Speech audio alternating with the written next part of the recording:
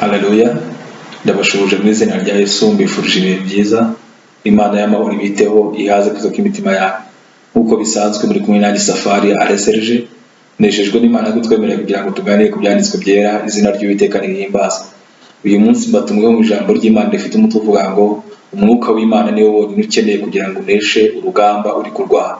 Imbaraga z'umwuka w'Imana nizo ukeneye kugira ngo ubashe gutsinda iyo ntambara uri kurwana. Yesu ahimbazwe cyane. Inshuti z'Imana bakundwa, turwana intambara nyinshi mu gihe dutangira urugendo rugana mu bwami bw'ijuru. Duhura n'imisozi, duhura n'amataba, duhura n'ibirushya imitima, ariko dukeneye umwuka wera w'Imana kugira ngo abe ariwe udufasha kunesha. Pawulo yandikiye Abafilipi mu gice cyabo cya 4 n'umurongo wa 13, arababwira ngo nshobozwa byose na Kristo n'imbaraga. Izi mbaraga nta zindi n'umwuka w'Imana Kristo atanga.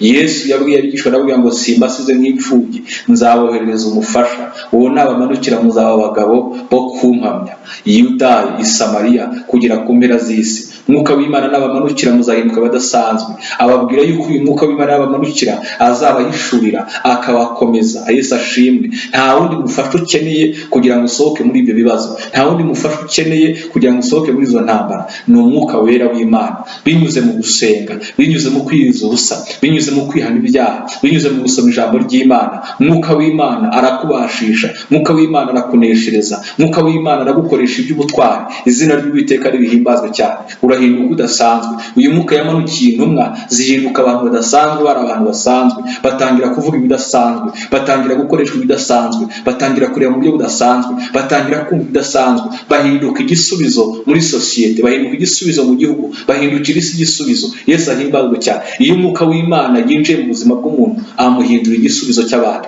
amuhindura umuti w'ibibazo bitandukanye. Izina ry'Uwiteka rihimbazwe. Izo ntambara uri gucamo ukeneye umwuka w'Imana. Ntabwo ukeneye umupfumu bakuragurire cyangwa ngo gutsirike, ntabwo ukeneye abantu ngo bagufashe intambara, ntabwo ukeneye amashuri menshi, ntukeneye amafaranga menshi, ntabwo ukeneye amasambu menshi, ntukeneye famiye yagutse ngari. Oya, ukeneye umwuka wera w'Imana kugira ngo utsinde izo ntambara, kugira ngo utsinde urwo rugamba. Urugamba rw'umwuka nta muntu urwanisha umubiri.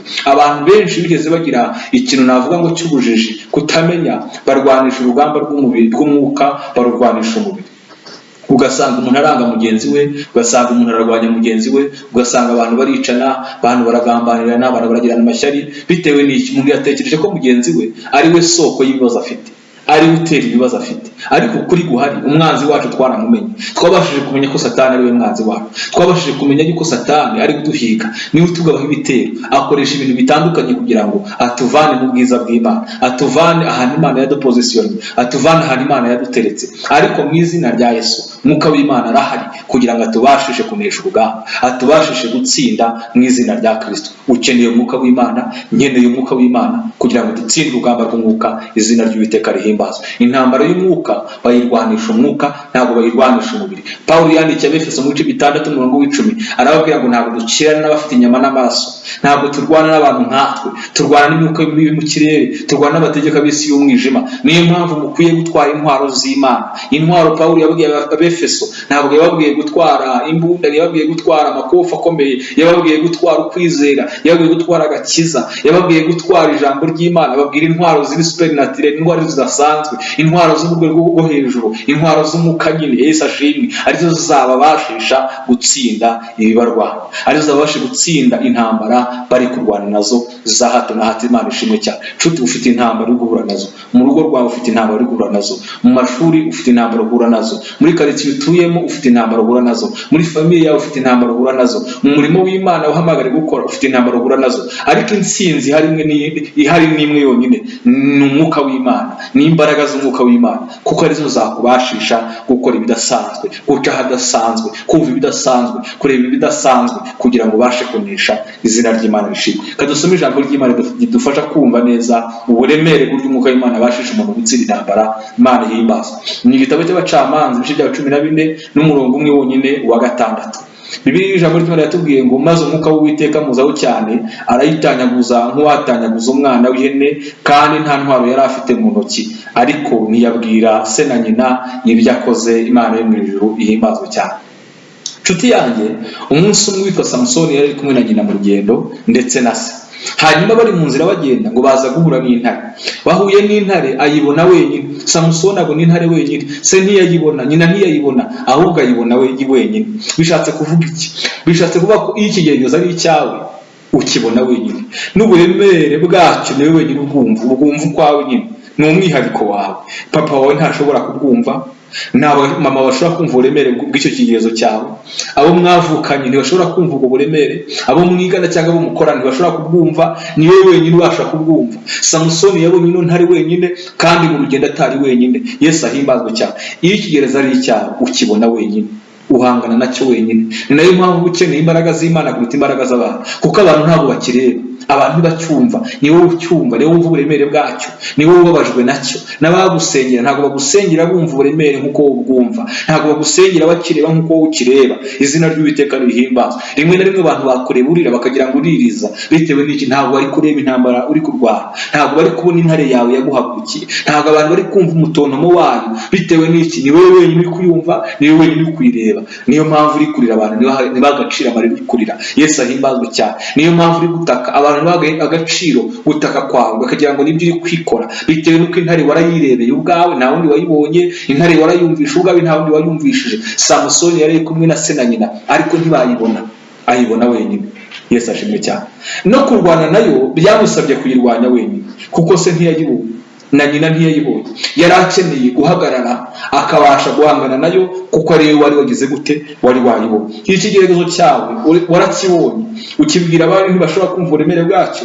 Niyo mpamvu mubwira ngo ni wowe ukwiye no gufata iya mbere mu guhangana nacyo. Ukeneye imbaraga zikubashije guhangana nacyo ku giti cyawe. Akimuhana akajya kaza imvura ihise. Abantu bakubwira ngo bazagusengera cyangwa baragusengera nibyo, ariko wowe ukwiriye guhangana nacyo ubwawe, ugashyiramo imbaraga nyinshi, utiringiye ubufasha bw'abandi, utiringiye babandi bakubwiye ngo baragusengera, utiringiye babandi bakubwiye ngo bahagararanye nawe, bazaguha amafaranga, ngo bazagufasha, ngo bazakuberayo n'ibindi bitandukanye. Kuko urugamba uri kurwana ni wowe uzi uburemere bwawe, intambara uri kurwana ni wowe uzi uburemere bwazo. Izina ry'Uwiteka ririhimbazwe. Samusoni abonye ino ntare ngo atangira kwibaza uburyo agiye guhangana nayo, atangira kwibaza uburyo agiye kurwana nayo, ngo umwuka w'Imana muzaho cyane. Nakunze iri jambo ry'Imana rivuga ngo umwuka w'Imana muzaho cyane. Dukeneye kwakiriza imbaraga z'umwuka w'Imana mu buryo bwa cyane, kugira ngo tubashishwe gutsinda uru rugamba mu izina rya Yesu. Ndasenze ngo umwuka w'Imana akuzeho cyane, ndasenze ngo imbaraga z'umwuka w'Imana zize ku buzima bwawe cyane, zize ku mibereho yawe cyane, kugira ngo ubashe kunesha intambara uri gucamo, urugamba urimo uracamo, ubashe kurusohokamo mu izina rya Yesu. Ubashe gutanyaguza intare yaguteye katika jina la Yesu. Hanyuma ngo Samusoni umwuka w'Imana kimuzaho cyane, ngo asingira ya ntare, ngo arayitanyaguza, ngo nk'uko umuntu yatanyaguza icyana cy'ihene. Imana ihimbazwe cyane. Nshuti y'umwuka w'Imana yatuje duhinduka badasanzwe, tugatanyaguza intare zitandukanye. Mu rugendo uri gucamo nawe hari intare urimo urahura nazo. Imana bidufashe cyane. Birashoboka wowe n'intare yo gupfusha amaryango, wowe n'intare y'uburwayi, wowe n'intare yo kutabyara, wowe n'intare yo gupfakara, wowe n'intare yo gupfusha n'imfubyi, wowe n'intare y'ubushomeri, wowe n'intare y'ubukene, wowe n'intare yo kuburaho kuba, wowe n'intare y'amadeni. Njira nkubwira ngo izo zose n'intare zishobora kugutera mu rugendo urimo uracamo, ariko kugira ngo uneshe, kugira ngo utsinde, iyo ntare gusiga ugihagaze, ukeneye umwuka wera w'Imana mu buryo bwa cyane. Umwuka w'Imana ngo yaje kuri Samusoni cyane, yamugezeho cyane, aramwuzura cyane. Hanyuma ngo Samusoni afata intare arayitanyaguza. Iyo umwuka w'Imana atakuzuye, iyo imbaraga z'umwuka w'Imana zitakuriho mu buryo bwa cyane, utinya intare, utangira guhunga. Benshi barirwanirira, benshi bajya gushakira imiti mu bapfumu, benshi bajya gushakira ubutabazi mu bantu, bakirukankira bakomeye. Benshi bajya gushakira ubutabazi mu bwenge bwabo, rimwe na rimwe bishuka, bibeshya, ntibigire icyo bitanga. Ariko igisubizo gihari ni kimwe: mu mwuka wera w'Imana twahawe nk'umufasha harimo ibanga ryo kunesha intambara, harimo ibanga ryo gutsinda intare zitugose, harimo ibanga ryo gutsinda intare ziri mu nzira zacu mu izina rya Kristo. Mu mwuka w'Imana muzaho cyane, ngo afata ya ntare arayitanyaguza, nk'uwatanyaguza ngo icyana cy'ihene. Bivuze iki? Bivuze ngo iyo umwuka w'Imana yuzuye mu buzima bw'umuntu, ibyari bikomeye bihinduka ibyoroshye. Haleluya. Kuko intare ntabwo twayigereranya n'icyana cy'ihene. Icyana cy'ihene n'umuntu usanzwe udafite umwuka wera w'Imana yabasha kugitanyaguza. Yesu ashimwe cyane. Ariko ngo yafashe intare abantu batinya. Intare zatumye benshi basubira inyuma, intare zatumye benshi bapfa, izariye benshi. Afata imwe muri zo, arangije ngo arayitanyaguza, nk'uwatanyaguza icyana cy'ihene. Bitewe n'iki? Umwuka w'Imana yamujeho ngo mu buryo bwa cyane. Rabakotokorobosakarabashaya. Ukeneye umwuka w'Imana, izi mandara ya kudayibinige. Ukeneye imbaraga za mwuka kugira ngo utsinde, ukeneye imbaraga za mwuka kugira ngo uneshe, ukeneye imbaraga za mwuka kugira ngo usohoke muri icyo kibazo utamwaye, udakozwe n'isoni, utaguye ngo uve mu byizerwa ukeneye imbaraga z'umwuka wera w'Imana, ngo umwuka w'Imana muzaho. Nshuti yanjye ndagusenyeye uyu mwanya, umwuka w'Imana akuzeho cyane, imbaraga z'Imana zikuzeho cyane. Wari utenteburitse, wari ucitse intege, wari wiganyiriye, wari uri kuvuza induru, wari utangiye kurwanisha umubiri. Oya, ntabwo ari ryo banga ryo kunesha. Ukeneye umwuka w'Imana, imbaraga z'umwuka zikuzeho, amavuta y'Imana akuzeho, kugira ngo ubashe gutanyaguza iyo ntare.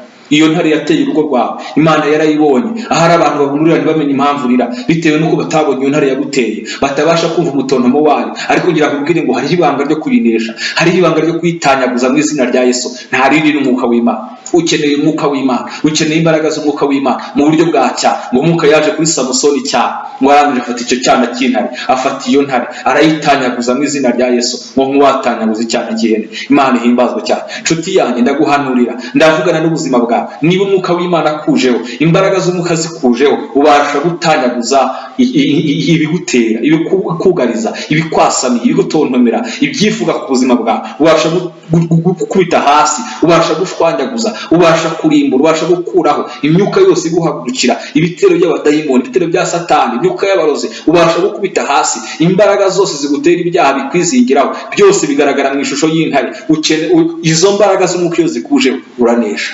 Ukeneye umwuka w'Imana, ukeneye imbaraga za mwuka w'Imana kugira ngo ubashe kunesha mu izina rya Kristo Yesu. Narinje kukubwira yuko ibanga nta rindi, intsinzi nta yindi, ni umwuka w'Imana. Ngusabiye Imana nange nisabira uyu mwanya kugira ngo itwuzuze umwuka wera w'Imana, itwuzuze imbaraga z'umwuka wera w'Imana, kugira ngo dutanyaguze intare zaduteye, dutanyaguze intare zaje mu nzira zacu, dutanyaguze intare zatwitambitse, zitubuza kugera ku nzozi zacu, zibuza benshi kurara badasinziriye, zibuza benshi kwakira ibisubizo by'ibyifuzo basengeye, zibuza benshi kugera aho Imana yabasezeranyije. Izo ntare zose zive mu nzira. Mu mwuka wera w'Imana dufite intsinzi, mu mwuka wera w'Imana dufite ubutabazi, mu mwuka wera w'Imana dufite alestabirigide shayi birigori amora, dufite ibanga rikomeye ryo kunesha intambara. Akira ubutsinzi, akira izi imbaraga zikubasha gusohoka mu kibazo, zikubasha gusohoka mu menyo y'intare udatsinzwe, utamwaye, mu izina rya Yesu. Imana y'amahoro nibagirire neza, ihaza kuko imitima yanyu mu izina rya Yesu. Amen. Shalom. Turabakunda.